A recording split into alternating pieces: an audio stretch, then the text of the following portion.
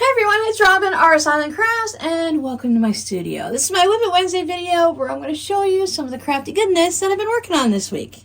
Thank you so much for watching my video on the round circular quilted pot holders.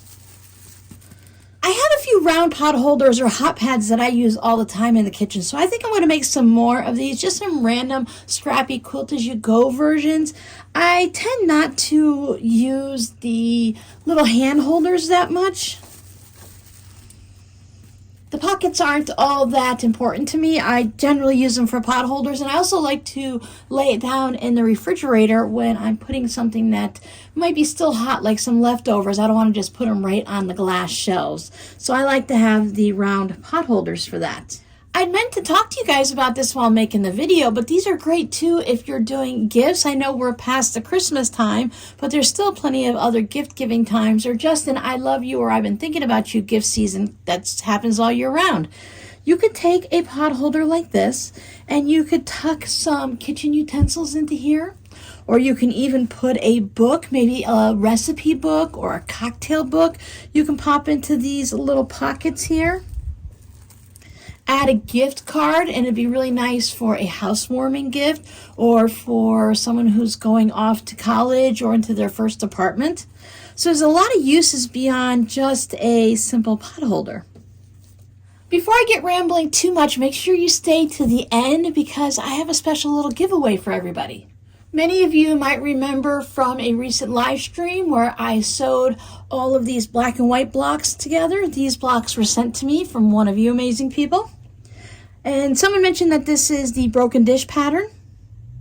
I turned it into a pillow. So I have a border. I added the border since you last saw it, and then I went with the red binding because I knew I wanted to bring some red into it. My daughter loves black and white and red together. After making so many projects for her, I agree. Anytime you're working with some black fabric, it's nice to add a little pop of red to it. I thought of many different ways if I could add a little strip and make it a little bit bigger, put a narrow little bit of extra in the border. I don't know what I'm trying to say, but you know what I mean. A little narrow black strip and then a little red one and then another black strip for the border, have a triple border. But because I wanted to turn this into a pillow, that would just make it too big. So I just went with the red binding. First time I put binding on a pillow cover. I just went with the straight black fabric for the back. A nice red zipper for a little pop of color against all of that black. Sorry if you wobbled, I'm getting used to a new tripod. So I do like to have a false backing, and on the back of it I just used some fusible fleece, so I wanted to see how I felt about that. I have the little flap to cover up the zipper so you have a nice hidden zipper, and I used the red top stitching just to keep bringing that red color all the way around. So this will fit an 18-inch pillow form, and you can find it in my Etsy shop if you're interested. So the black and white one was my practice version because I knew for this one that I definitely wanted to turn it into a pillow cover or a cushion cover. I've heard it used back and forth. Again, I put the binding on it. This time I used a pink binding just to keep the pink theme going. Now what's great about these is since I have the binding on it, or even without the binding, but this actually looks like a mini quilt. You can hang this on the wall as a mini quilt, or you can put it on your pillow. So whichever works best for you, you can do it back and forth and change them up. So on the back I have some fun green polka dots, and then I have the white and pink polka dot with a pink zipper. This time I used quilt batting in the back so it's covered and quilted, and then you can see that there's fabric back there too.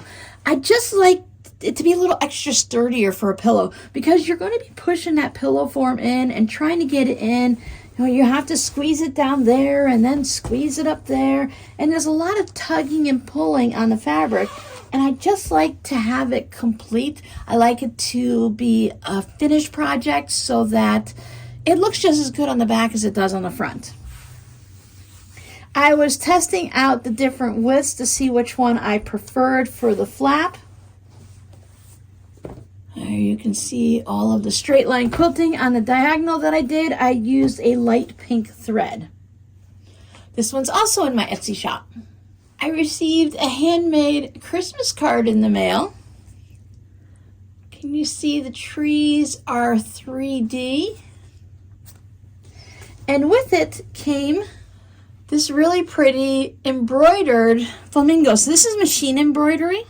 I've been watching a lot of detective shows, and when I saw this, the first thing I thought with this little puddle of water around the flamingo's foot is that it looks like a thumbprint. It looks like a fingerprint pattern on there. I've been watching too many detective shows. But this is a really cute flamingo embroidery. I love this flamingo embroidery. I plan on making either a crossbody bag for myself. I've been carrying around the backpack, and it's all bag with nothing in it. So I want to make something smaller, and since my backpack is a leather type material or a faux leather, and some type of vinyl or something, I don't know, but it's heavy. So even when it's empty, it's got a lot of weight to it, and I'm just tired of carrying around a heavy bag when all I really need is like my cell phone, my wallet, and maybe some gum or some candies or something like that. I don't need to carry a lot of things with me. So I want to make a crossbody bag, and I also would like to just make a cell phone carrier. So I can either combine the two together if I want, if I want to take them both, or if I just want to take my cell phone somewhere, I can just take that. So I'm going to save this, and I'm going to use this in my flamingo bag. Whatever version I make and whatever it fits into, I think it's going to look great. I think this is going to be best on the crossbody. It would it would really stand out on a cell phone carrier because that would be just about the size of it. But on a crossbody, I think it would be able to stand out a little bit more. And the person used the white on white fabric, which I love so much. So thank you so much. It is beautiful. Anyone who's curious, that is what, oh look, there's blue on the back. That must be the way that the thread has to layer up, so you have all the blue thread back there. That's really interesting.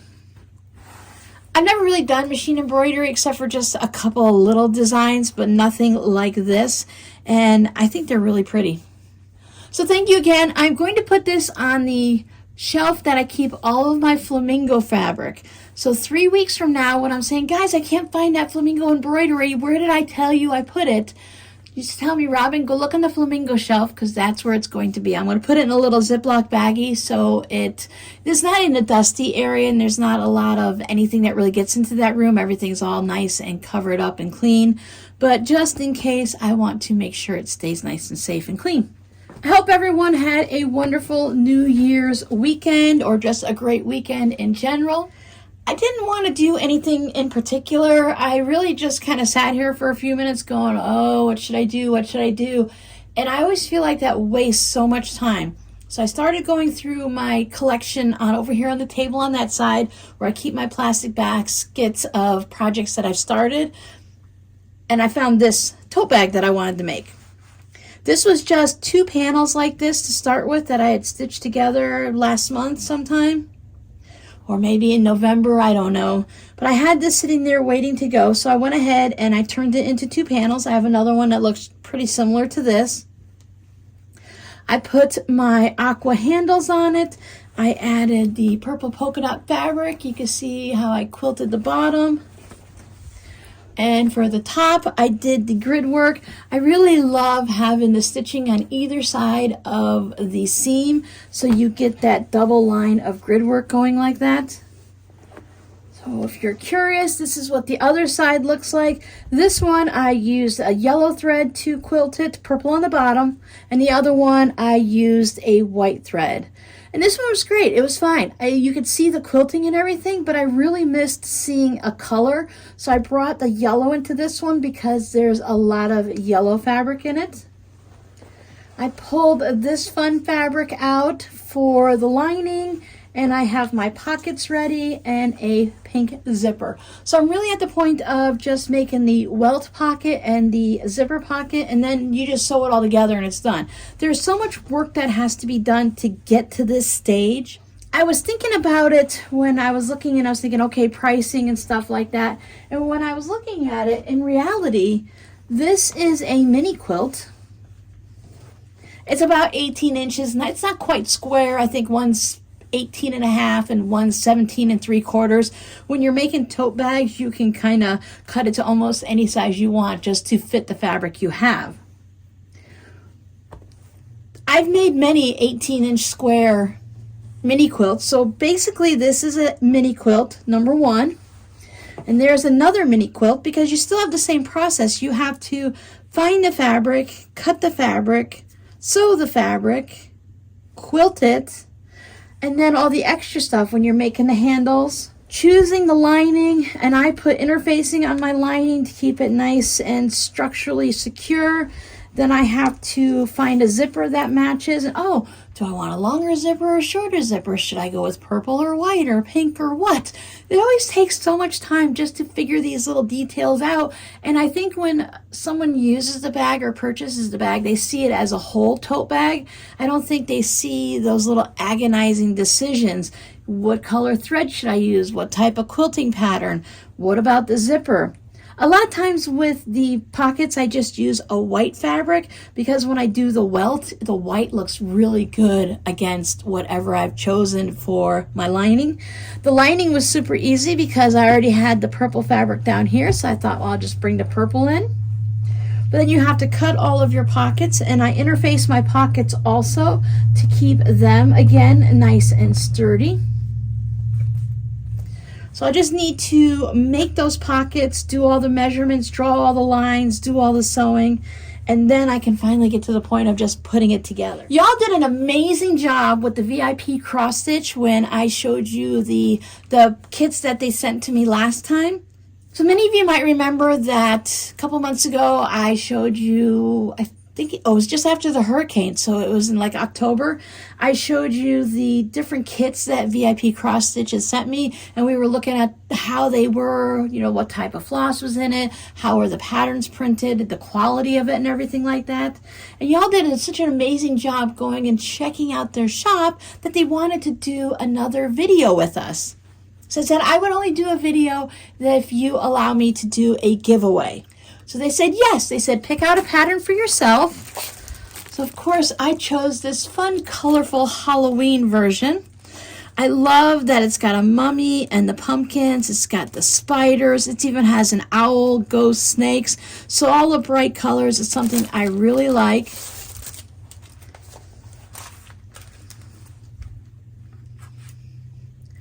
Boy, that's got a lot of background color. I thought that was going to be on a black piece of Aida cloth, but it looks like I'm going to do a lot of relaxing stitching on the background. So there are all the bright colors. Again, it's already put onto the board for us and all separated. That right there is enough to just make me happy because as I mentioned in the last video, I do not enjoy going through and separating the floss. I had to touch the floss, didn't I? There was one little piece that was hanging and I had to pick at it. But I love that the floss is separated because having to decide from one color to the next, like this orange and that orange, those two yellows, they're so close. It's always difficult to decide. So if they know what it's supposed to be and they separate everything for me, that is even better. I'll just tighten it all down and I won't have to worry about it.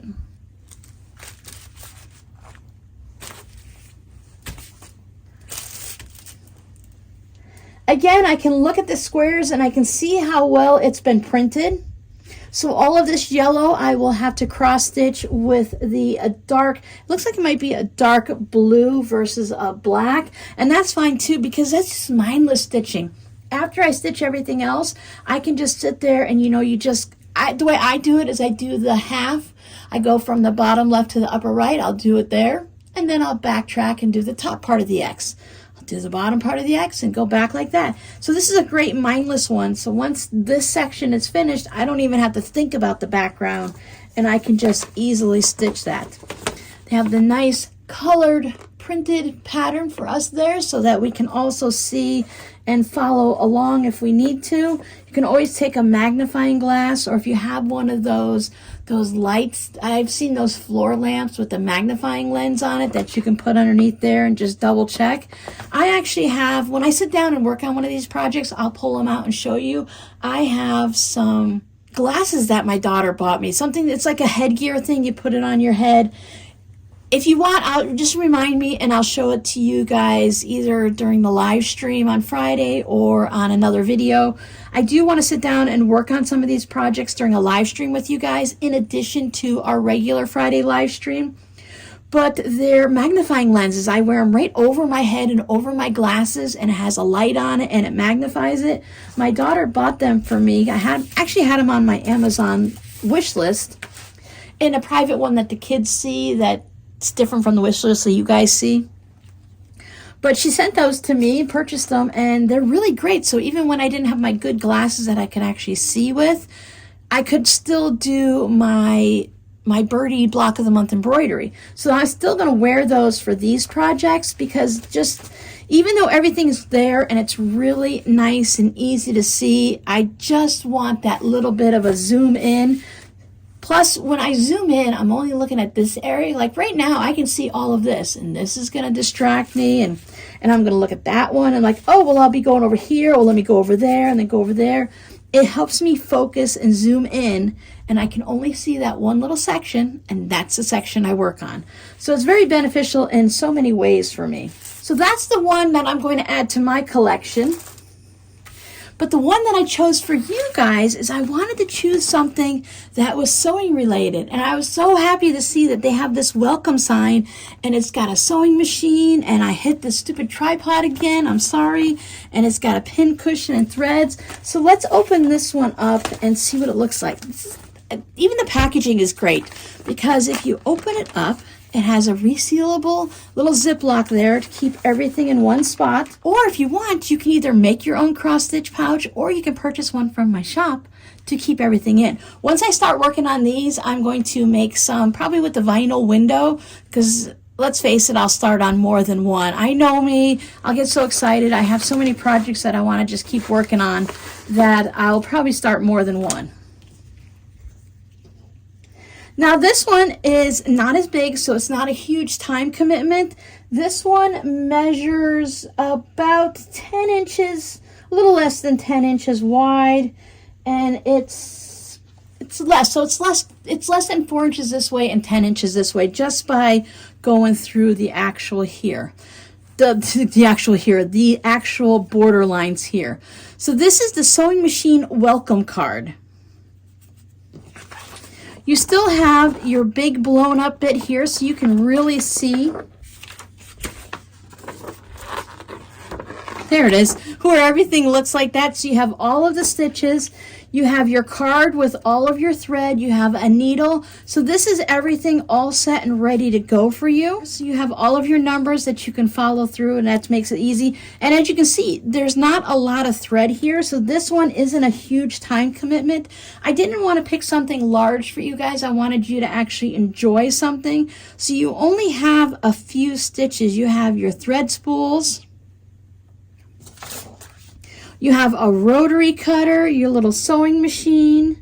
You have some scissors. This is a measuring tape is what it looks like. Then you have your scrappy quilt border, and you even have a star block over there. Your tomato pin cushion. So it's really neat. So this right here is, you have a quilt hanging, and you'll have to do some back stitch to make the little hanger there, which is a house and trees. So I thought this would be really great. I would choose this for myself, so I thought it would be great to choose for you guys. So we're going to do this as a giveaway. And what's even better, because this is such a small project in a small package, we can open this up internationally. If your country allows you to receive something like this from the United States, then I'm more than willing to ship it anywhere worldwide. I will put links down below in the description box, and I will pin it into the first comment. Remember, this is VIP Cross Stitch. This time they're offering us a 7% discount code, and it's going to be Chronically07. I'll see if I can put it right there, but it'll be down below in the description box and in the pinned comment. What I want you to do for the giveaway is I want you to go over to their website, follow the link that I give you, and just find something. They have a whole bunch of new things that they brought in since the last time we looked just a couple months ago. There was pages and pages of new projects, new patterns that you can choose from. Just go over there, find something you love, and come back and let me know what it is. You don't have to give me the link or anything like that. Just say, oh, I saw the I saw the sewing machine welcome card, and I thought that was amazing. I saw the Happy Halloween cross stitch. So they have names on the page. You can just come back and tell me. When a company sends me a product like this to either show you what it's like or to share it with you in a giveaway, it's very generous of them. They're taking their time to communicate with me back and forth. There's several emails that go back and forth. They're offering a product for free, which includes the shipping costs. So they had to ship it to me, and I didn't pay anything for it. When I send this out to you guys, you won't be paying anything either. I can easily cover the shipping costs on this. One way that we can thank them, of course, is to follow the links and just purchase something from the shop using the discount code. If you use that discount code, of course, you're going to get a discount, and it's also going to let the company know that you came from my channel. So they're going to say, wow, the people on Robin's channel really love cross stitch. They love what we have. Maybe we should go ahead and work with them again. And that would allow me to do another giveaway.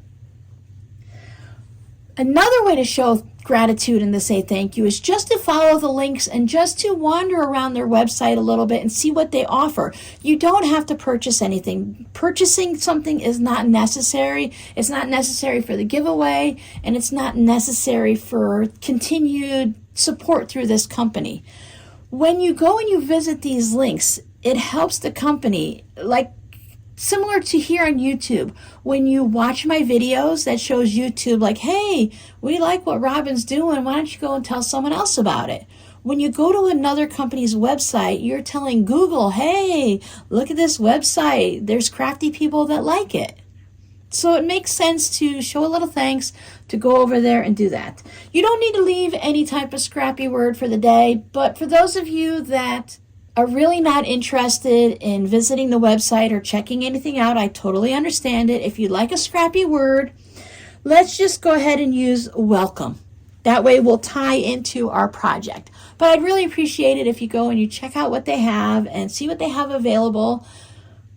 Use that discount code. Their prices are really reasonable for the kits. So use the discount code, save a little bit of extra money. Maybe it'll balance it all out and you'll save the cost of shipping. That's what I always look for. If my discount code saves me the cost of shipping, I figure out I'm doing pretty good. So I've rambled enough. This video is going to be super long, but you guys love long videos. So thank you so much for hanging out with me. Check out the WiP cross stitch, and I will see you guys on Friday during the live stream where we're going to sew something. Really, I am organized. I do have projects set up, and I do have an idea of what I want to make, but I changed my mind 4 different times. So we'll see. It's always a surprise to you, and it's always a surprise to me. I'm going to let you guys go. Bye.